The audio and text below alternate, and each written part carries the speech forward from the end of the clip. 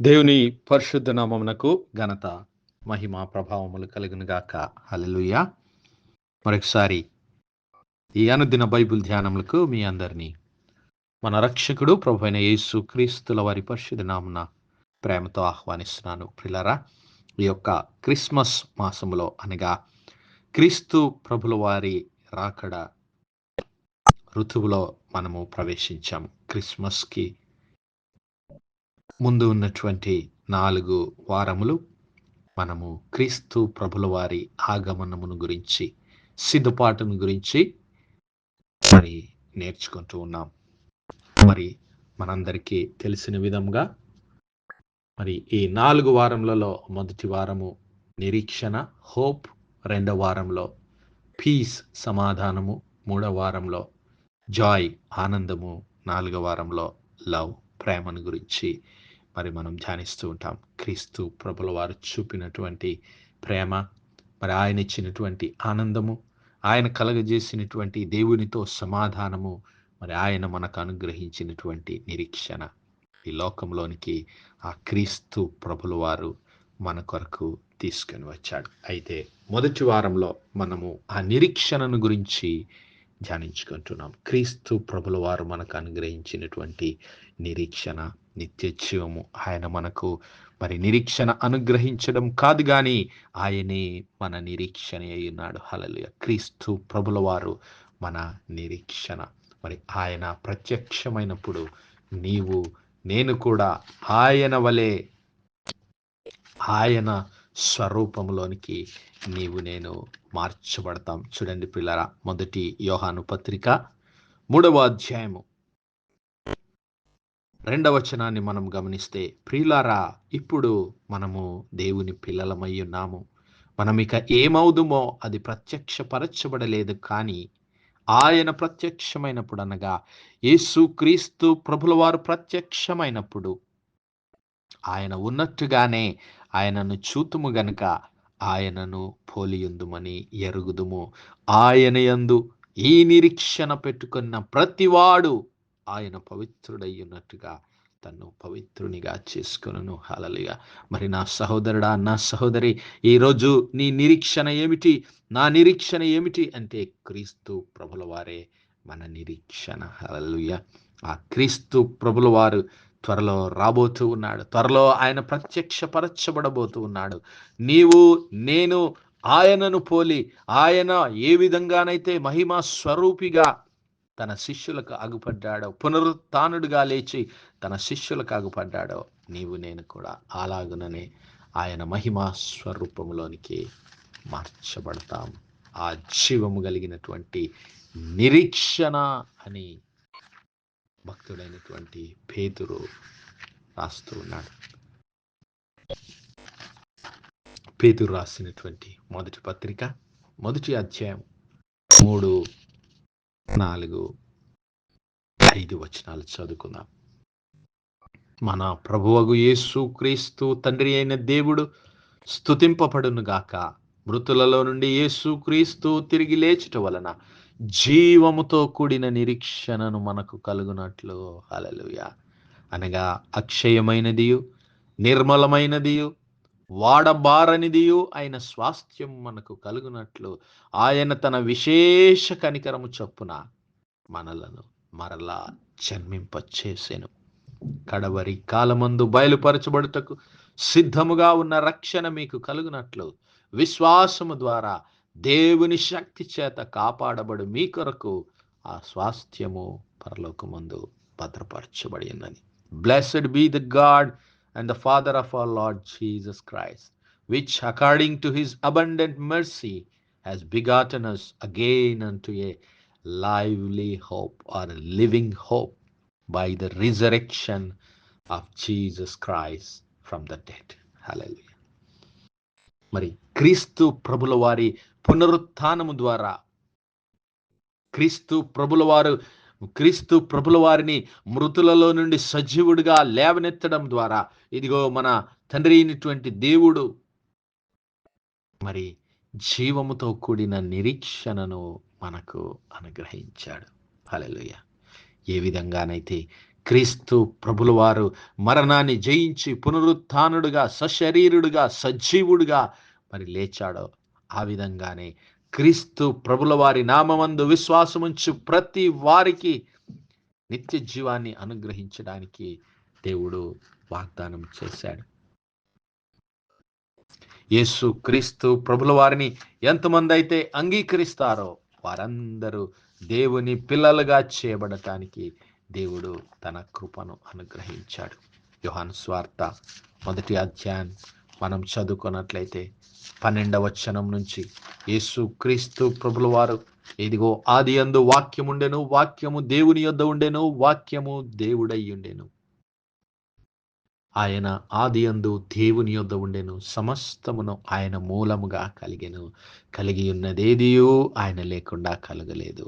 ఆయనలో జీవముండెను, ఆ జీవము మనుష్యులకు వెలుగై ఉండెను. ఆ జీవము మనుష్యులకు వెలుగై ఉండెను. ఆ వెలుగు చీకటిలో ప్రకాశించుచున్నది, కానీ చీకటి దాన్ని గ్రహించలేదు. ఆ వెలుగు ఈ లోకంలో ప్రకాశించుచున్నది, కానీ ఈ లోకం దాన్ని గ్రహించలేదు. ఆ వెలుగు ఈరోజు నీ హృదయంలో ప్రకాశిస్తూ ఉన్నది. అయితే నీవు గ్రహించావా? ఒకవేళ నీవు గ్రహిస్తే, ఇదిగో ఆయన నీవు అంగీకరిస్తే, ఆయన ఈ లోకంలోనికి వచ్చాడు, ఆయన ఈ లోకములో ఉండెను, లోకము ఆయన మూలముగా కలిగెను, కానీ లోకం ఆయనను తెలుసుకొనలేదు. ఆయన తన స్వకీయుల యొద్దకు వచ్చెను, ఆయన స్వకీయులు ఆయనను అంగీకరించలేదు. అయితే యోహాను సువార్త 1వ అధ్యాయం 12వ వచనంలో, ఇదిగో తన్ను ఎందరు అంగీకరించిరో వారికందరికీ, అనగా తన నామమున విశ్వాసముంచు వారికందరికీ దేవుని పిల్లలగుటకు ఆయన అధికారం అనుగ్రహించెను. హల్లెలూయా.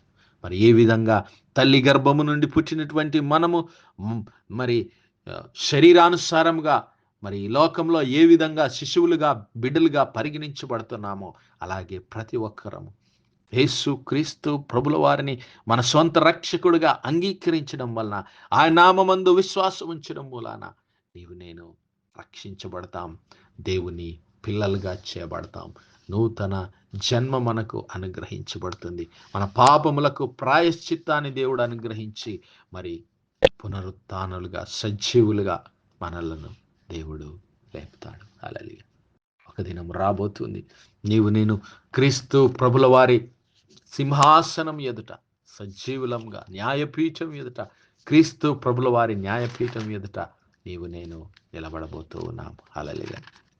నిత్యము ఆయనతో కలిసి జీవించబోతూ ఉన్నాం. అదే దేవుడు నీకు నాకు అనుగ్రహించేటటువంటి రక్షణ, నిత్య జీవం. అది ఎవరికి చెందుతుంది అంటే, ఎంతమంది అయితే క్రీస్తు ప్రభుల వారిని మరి తమ సొంత రక్షకుడిగా అంగీకరిస్తారో, క్రీస్తు ప్రభుల వారి నామమందు ఎవరైతే విశ్వాసం ఉంచుతారో వారందరికీ దేవుని పిల్లలు అవటానికి దేవుడు ఒక గొప్ప నిరీక్షణ, ఒక గొప్ప ఆశీర్వాదాన్ని ఇస్తూ ఉన్నాడు. కాగా ఎవడైనను క్రీస్తునందున్న ఎడల వాడు నూతన సృష్టి. హల్లెలూయా. పాతవి గతించెను, ఇదిగో క్రొత్తవాయెను. కాగా ఎవడైనను క్రీస్తునందున్న ఎడల వాడు నూతన సృష్టి, పాతవి గతించెను, ఇదిగో కొత్తవాయెను. ఇక నీ పాపపు జీవితాన్ని, నీ పాపపు స్వభావాన్ని దేవుడు ఎంత మాత్రమును జ్ఞాపకం చేసుకున్నాడు. మన అపరాధముల చేతను, మన పాపముల చేతను మనం చచ్చి పడిన వారమై ఉన్నప్పుడు సైతం దేవుడు మనల్ని ప్రేమించి ఆయన ప్రియ కుమారుని అనుగ్రహించాడు. మరి నీవు నేను ఆయన నామమందు విశ్వాసం ఉంచితే నీతిమంతులుగా చేయబడతాం, కృపను పొందుకుంటాం. దేవుడు కరుణా సంపన్నుడై ఉండి ఇదిగో మనలను క్రీస్తుతో కూడా బ్రతికించాడు. అందుకే పేతురు అన్నాడు కదా, ఇదిగో పునరుత్థానుడిగా లేచినటువంటి ఆ క్రీస్తు ప్రభుల వారి ద్వారా నీవు నేను జీవము కలిగినటువంటి నిరీక్షణను కలిగి ఉన్నాం. మన ప్రభువగు యేసు క్రీస్తు తండ్రి అయిన దేవుడు స్తుతింపబడును గాక. ఎందుకు? మృతులలో నుండి యేసు క్రీస్తు తిరిగి లేచుట వలన జీవముతో కూడిన నిరీక్షణ మనకు అనుగ్రహించాడు. పిల్లారా, ఆ జీవమును మనకు తన పునరుత్థానము ద్వారా అనుగ్రహించాడు. మరి ఇప్పుడు ఆయన పరలోకమందు మరి తండ్రి అయిన దేవుని సింహాసనం యొక్క కుడిపార్శ్వమున ఆయన ఆసీనుడై ఉన్నాడు. నీ కొరకు, నా కొరకు ఇప్పుడు అక్కడ ఆయన ప్రార్థన విజ్ఞాపనలు సలుపుతూ ఉన్నాడు. అంతేకాదు, రాబో కాలంలో కూడా రాబో కాలంలో కూడా మరి నీవు నేను ఆయనతో యుగ యుగములు కలిసి జీవిస్తాం. యోహాను సువార్త 3:16 దేవుడు లోకమును ఎంతో ప్రేమించెను కాగా ఆయన తన అద్వితీయ కుమారునిగా పుట్టిన వాని యందు విశ్వాసముంచు ప్రతివాడు నశింపక నిత్య జీవం పొందినట్లు ఆయనను అనుగ్రహించి నిత్య జీవంలో నీవు నేను పాలిభాగస్థులం కావడానికి యేసుక్రీస్తు ప్రభుల వారు ఈ లోకంలోనికి అరుదించాడు. ఈ లోకంలో పశుల పాకలో బెత్లెహేంపురములో నీ కొరకు నా కొరకు జన్మించాడు. రాబోతున్నటువంటి కాలంలో నీకు నాకు నిరీక్షణ దయచేయడానికి ఇదిగో ఆయన నామమందు విశ్వాసముంచువాడు, నా మాట విని నన్ను పంపిన వాని యందు విశ్వాసముంచువాడు నిత్య జీవం గలవాడు.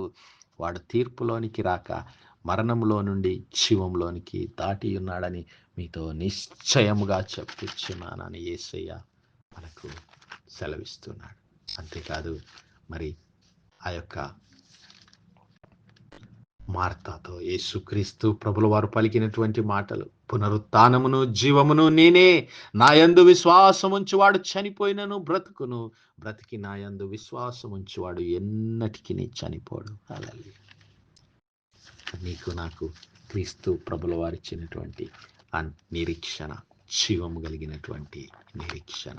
హల్లెలూయా.